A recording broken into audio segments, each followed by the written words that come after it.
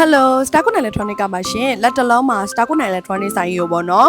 ဒီလိုမျိုးဖြတ်ပြီးတော့မှပြန်ပြီးတော့ decoration လှလှလေးနဲ့ပြန်ပြီးတော့ဆင်မှာဖြစ်ပါတယ်ရှင်ဖြတ်တာတော့ဖြတ်တာတော့မဟုတ်ဘူးเนาะရှင်းမျက်နှာစာလေးကိုပဲ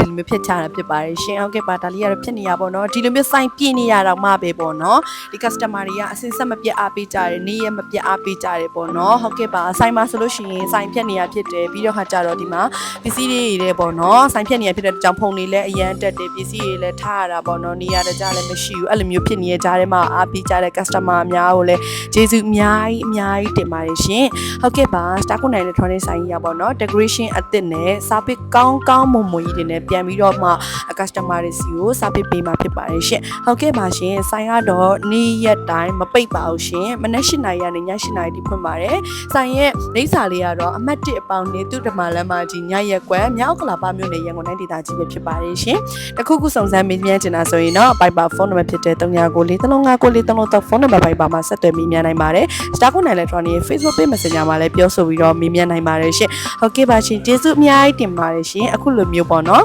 စိတ်ရှည်လက်ရှင်နဲ့ကြည့်ပေးရတဲ့အတွက်လည်းအများကြီးကျေးဇူးတင်ပါတယ်တကြံအတွက်လည်းလာပြီးတော့အားပေးဖို့လည်းမျှော်လင့်ပါတယ်ရှင်